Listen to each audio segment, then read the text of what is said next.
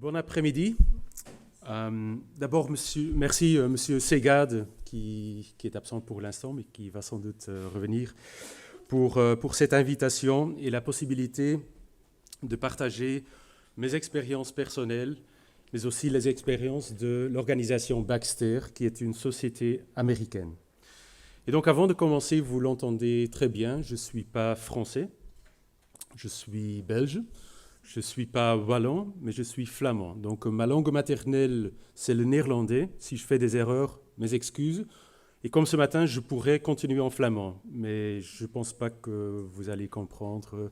Peut-être une personne dans la salle ou deux personnes dans la salle qui pourraient comprendre ce que je dis. Alors,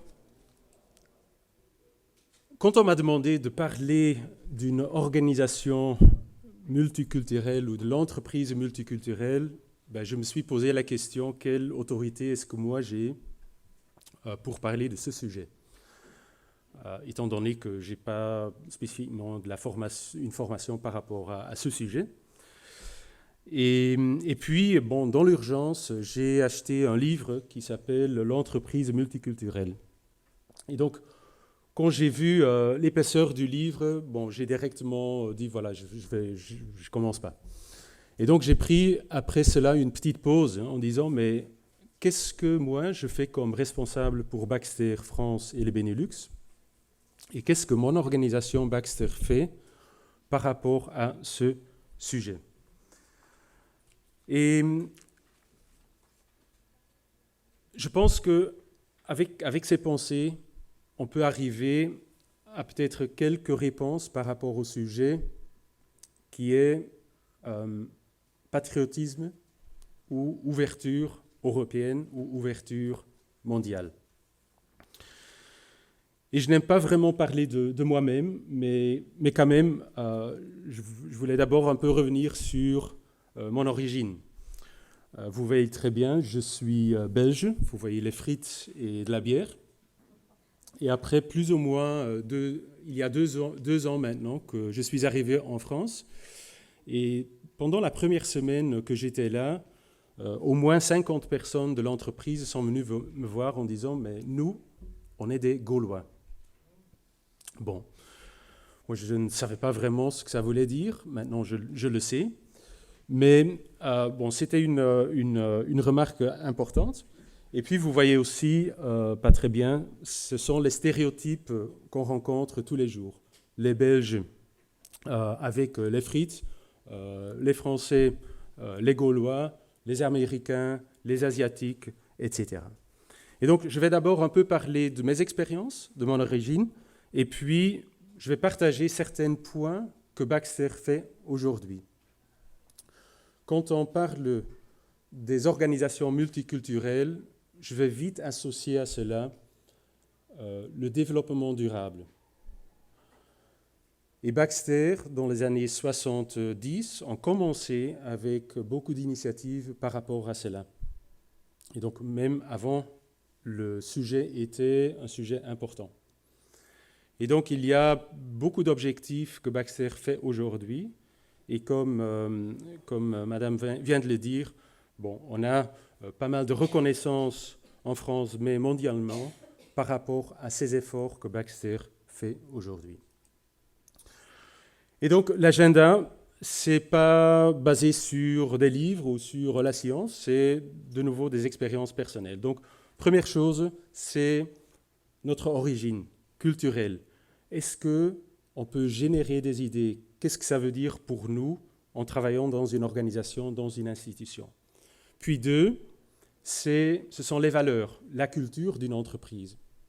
On a ce matin entendu que l'identité est très importante. On a fait référence aux États-Unis, mais aussi une identité de l'entreprise est très importante pour être bien et pour être visionnaire dans son institution et dans son organisation. Et puis, je vais finir avec le leadership, peut-être quelque chose que vous ne voyez pas directement le lien avec les organisations multiculturelles, mais je suis intimement convaincu que le leadership, notre rôle comme directeur des hôpitaux, directeur des entreprises, c'est un point important dans les organisations multiculturel. D'abord, c'est qui? C'est belge. Et donc, on est connu naturellement pour les frites, et on est frustré parce qu'on dit des French fries, des frites françaises, mais en fait, ce sont des frites belges. On ne boit que de la bière, et les Belges pensent que les Français sont arrogants. Et donc, vous voyez que je viens de la région Belgique. Je ne sais pas dans quelle mesure vous connaissez la Belgique. Je viens de la région de Courtrai. Et donc, cette région est connue pour la mentalité d'entrepreneurs. Il y a énormément de PME, il y a énormément d'initiatives. Il y a beaucoup de succès, mais il y a beaucoup d'échecs aussi. Mais le volume de succès est très important. Et ce qui caractérise les entrepreneurs dans cette région, c'est qu'ils font. Ils ne parlent pas beaucoup, mais ils font. Et donc, c'est un point important pour moi, certainement, quand je suis arrivé en France, c'est que j'avais la critique de dire, mais c'est quoi ce Belge qui va trop vite et qu'on ne sait pas suivre, et qui dit que nous, on est des râleurs, etc. Et donc, c'était quelque chose de très important pour moi, et je peux vous avouer que j'ai contesté à certains moments par rapport à ça. Je dis, c'est pas possible, parce que je venais de la Belgique, et puis je dis, mais c'est pas possible que les gens ne me suivent pas. Maintenant, j'ai appris et je comprends mieux cette situation. Et bon, pour les Français, il y a les croissants, le champagne, la grève. Chaque fois que notre CEO des États-Unis vient, chaque fois, il y a de la grève. J'ai regardé les statistiques, il n'y a pas plus de grèves en France qu'en Belgique ou dans des autres pays. Mais par hasard, les râleurs, je l'ai dit, et les Belges sont-ils stupides? Donc, quelques stéréotypes. Et donc, pour résumer un peu ce premier point, un état d'esprit différent, une nouvelle façon de voir les choses, ne plus dire c'est ainsi qu'on fait ici, contester le status quo peut conduire à une inclusion, une variété de points de vue, une adaptabilité et l'innovation. Je vais revenir là-dessus. Il faut quand même respecter certains points. C'est contester vos propres stéréotypes, être sensible aux valeurs des personnes qui vous entourent, être ouvert vis-à-vis des autres, respecter le passé et vous appuyer sur les bonnes choses, être capable d'avoir des conversations importantes, et puis écouter pour comprendre. Et puis peut-être le plus important, c'est, surtout dans notre rôle de leader dans une organisation, c'est être capable d'articuler l'objectif commun. En anglais, on dit le purpose, la vision, pourquoi est-ce qu'on est là. Et si on peut amener le reste de l'organisation à cet objectif, et puis on discute avec eux les différentes étapes, comment y arriver, c'est quelque chose de très important dans une organisation. Et donc chez Baxter, il y a ces affiches qui circulent. Et donc, vous pouvez les lire, hein, c'est « Respect pour les individus et les diverses contributions de tous ». Et c'est une valeur partagée importante chez Baxter. C'est une valeur et qui correspond bien avec la mission de Baxter, qui est sauver et sauvegarder la vie des patients. Et c'est quelque chose qui m'a inspiré personnellement beaucoup en étant chez Baxter. Alors, je ne dois pas vous convaincre qu'on vit dans une économie qui se mondialise de plus en plus, une équipe de collaborateurs de plus en plus diversifiée, un monde de réseaux sociaux de plus en plus puissant, un peu plus caché. Si Facebook était un pays, ce serait le troisième pays le plus peuplé au monde. Et puis, toute réussite de l'organisation et toute compétitivité dépendra de la capacité à gérer efficacement la diversité sur le lieu de travail. Et un point important que je voulais ajouter aussi ici, je n'ai pas lu le livre de M. Trompenaars que vous avez vu, il y a quand même 3 choses qui sont importantes quand on veut... Dans ce livre, ce monsieur, il parle de trois phases dans l'intégration multiculturelle.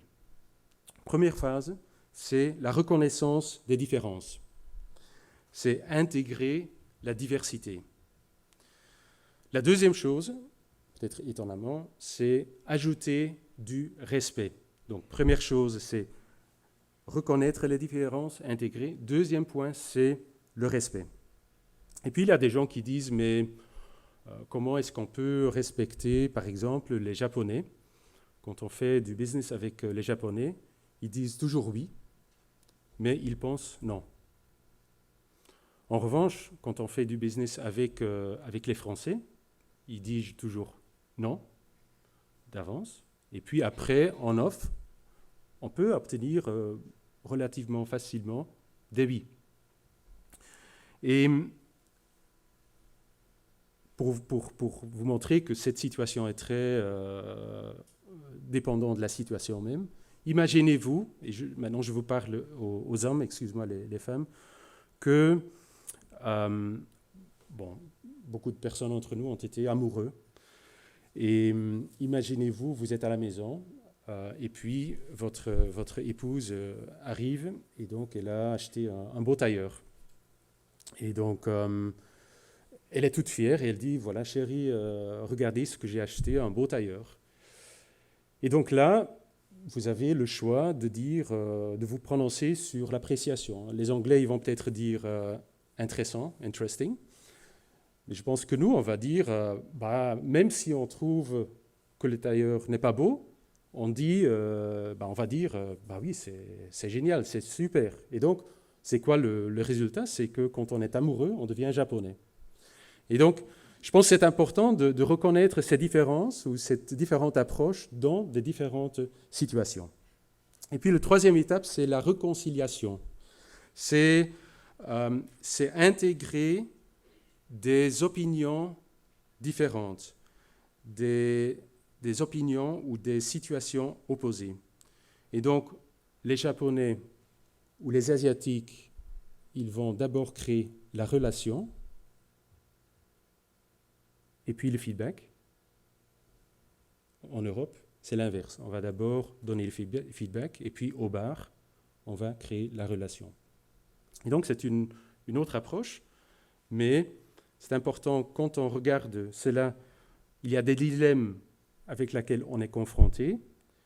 Ce n'est pas la question de choisir ces dilemmes, mais c'est d'intégrer ces dilemmes dans notre pratique journalière. Et donc, il y a beaucoup de débats aussi, quand on regarde sur le développement durable, c'est la parité des genders, des sexes dans une entreprise, par exemple. C'est quelque chose qui est important pour Baxter, mais aussi pour d'autres entreprises. Il y a une étude qui a été sortie récemment dans des Economist, et on peut se poser les questions par rapport à la valeur de cette étude. C'est que si les entreprises seraient en parité hommes-femmes, le PIB augmenterait avec 16%. Donc, plus de problèmes de mesures d'austérité, etc. Et donc, on peut se questionner si c'est vrai ou pas. Et donc, par rapport à ces différences de sexe, je voudrais vous montrer un petit vidéo pour, c'est l'après-midi pour vous garder éveillé. Et donc... 30, 50. Good serve.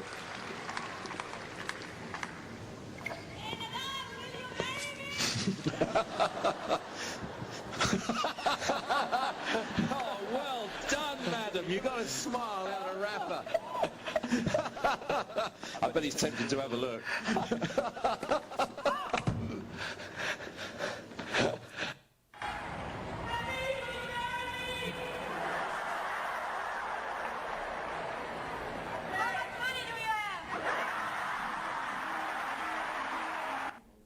Bon, une petite différence entre hommes et femmes, et on pourrait continuer à débattre là-dessus.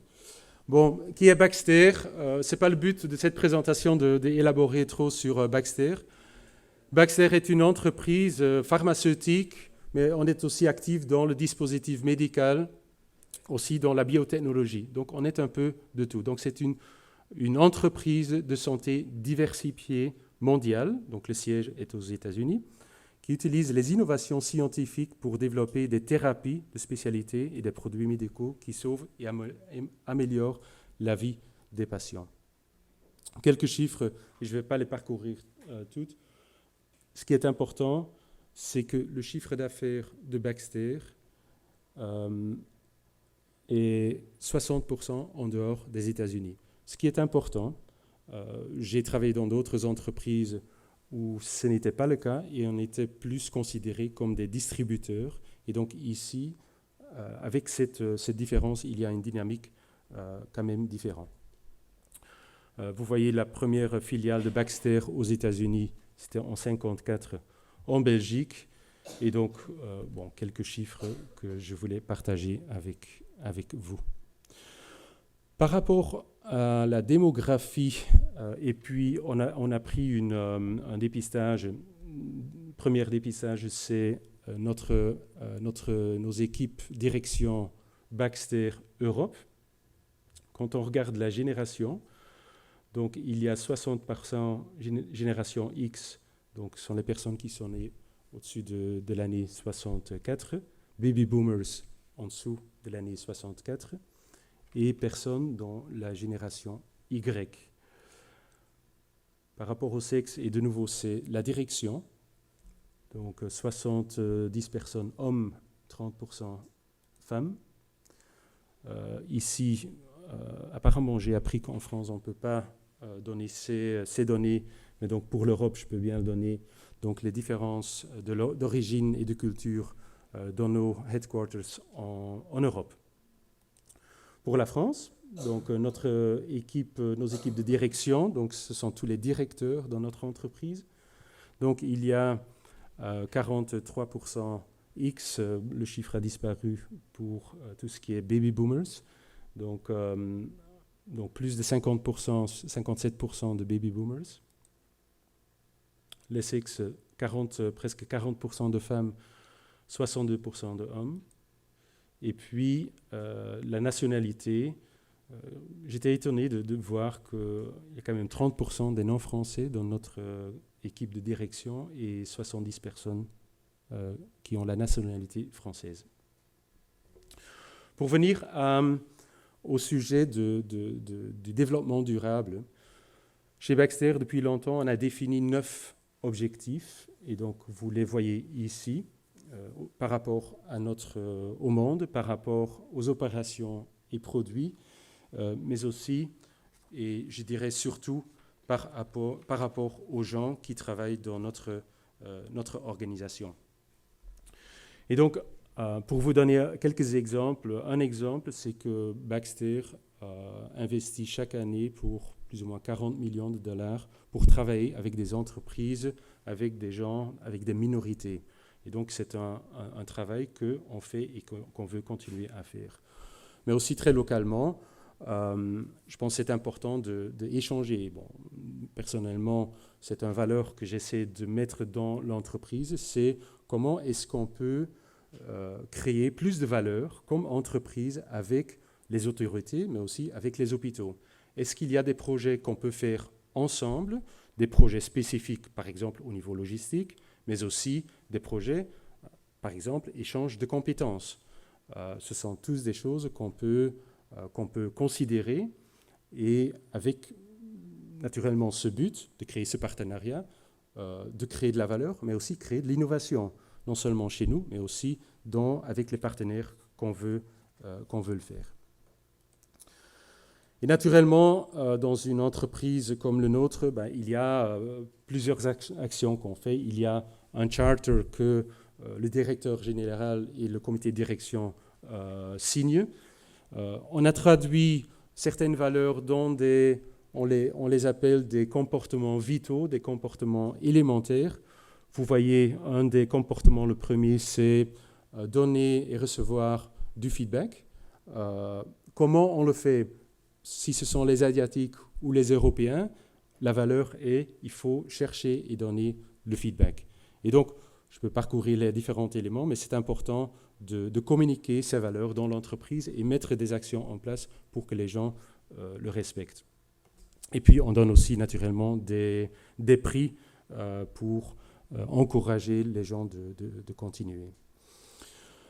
Important aussi, c'est que dans tout ce qui est multiculturalisme, c'est la gestion des talents.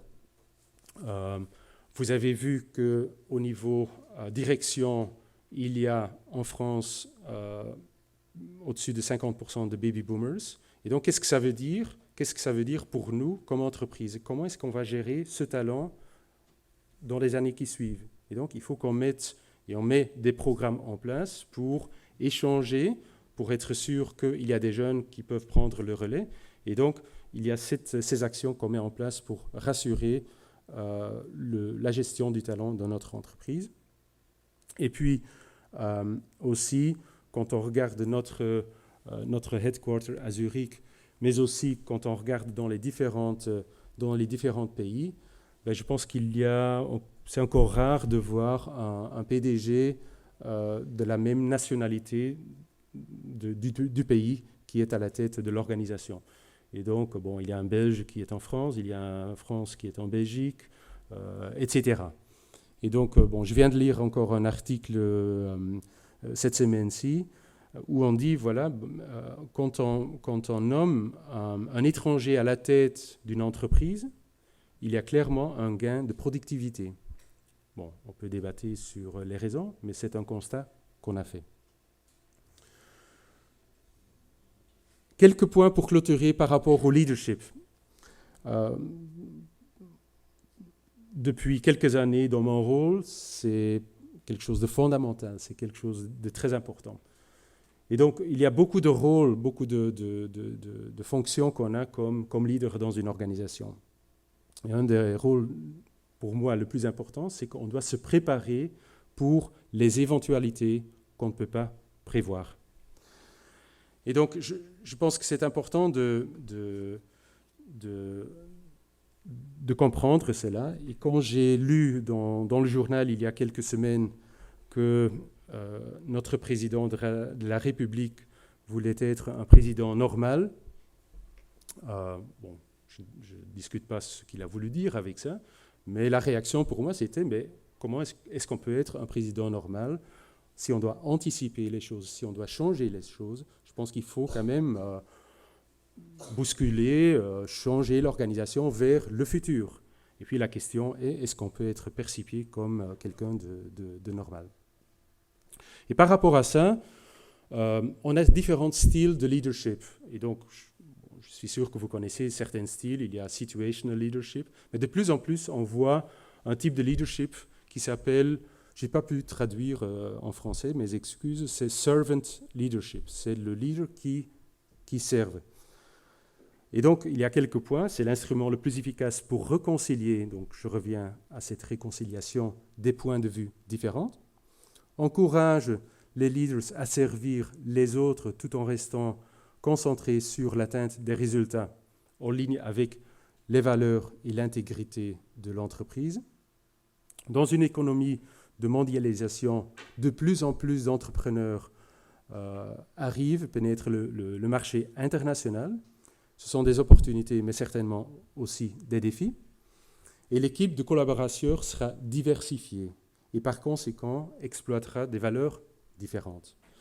Le résultat sera un clash de culture et ce style de leadership avec ces dilemmes qu'on ne doit pas choisir mais qu'on doit plutôt intégrer est le plus approprié à construire des ponts et créer de l'innovation. Et par rapport à cette mot de l'innovation, c'est peut-être un long chemin pour arriver ici. Personnellement, je suis convaincu que ces différentes cultures alimentent l'innovation. Et qu'est-ce qu'on a besoin aujourd'hui dans nos entreprises, dans nos institutions? C'est effectivement la créativité et l'innovation. Et je voulais partager un livre que je viens de lire pendant mes vacances avec vous. C'est un livre en anglais qui se lit très facilement. C'est le principe de poser. Et je voulais partager cela seulement avec vous. Aujourd'hui, dans notre rôle, on est très, j'utilise le mot transactionnel. Ça veut dire qu'on met des processus en place, il faut qu'on manage les choses et on est tous les jours occupé à gérer le transactionnel. Et quel est notre rôle? Notre rôle est plutôt d'être transformative, dans la transformation. Et pour cela, il faut qu'on prenne distance, il faut qu'on prenne une pause pour réfléchir. Toutes les grandes idées, ils ont été nés pendant des pauses, pendant des moments de réflexion. Et donc, je pense que c'est important comme organisation de faire ces analyses, de prendre cette pause et puis de réfléchir comment est-ce qu'on peut anticiper le futur, comment est-ce qu'on peut transformer notre organisation, la situation dans laquelle on se trouve, pour effectivement créer cette innovation, cette différenciation par rapport, nous, la compétition, mais aussi par rapport aux besoins du marché, par rapport aux besoins des patients. Et donc, dans ce livre, il y a 7 principes de pause. Je ne vais pas parcourir tout avec vous, mais le premier, c'est par exemple purpose. C'est quoi l'objectif? C'est quoi votre vision? Quand je prends l'exemple de Steve Jobs, le ex-patron de Apple, sa vision, sa passion était le design. Ce n'était pas les ordinateurs, ce n'était pas les GSM, c'était le design. Et donc, il a tellement induit, il a tellement convaincu son organisation, il a mis plein de choses en place pour que tout le monde a cette vision, pour créer du beau matériel, quelque chose qui a un beau design. Et puis le reste, c'est plutôt fonctionnel, c'est la technique qui doit s'ajouter à cela. Et donc, il y a d'autres choses, il y a risk experimentation, il y a d'autres choses que vous pouvez trouver dans ce livre. Pour clôturer, de nouveau, ce n'est pas quelque chose que j'ai pris d'un livre, mais je pense que c'est important d'être ouvert, de générer des différentes idées autour de vous avec les personnes des cultures différentes. Première chose. Deuxième chose, c'est la valeur d'une entreprise, la culture d'une entreprise, c'est quoi l'identité? Et puis dans le leadership, c'est créer cette plateforme, ce temps pour penser au futur, pour créer cette innovation, cette différenciation. Et donc je termine avec un poète de la région de Sète, Paul Valéry. Nous nous enrichissons de nos différences mutuelles. Merci beaucoup pour votre attention.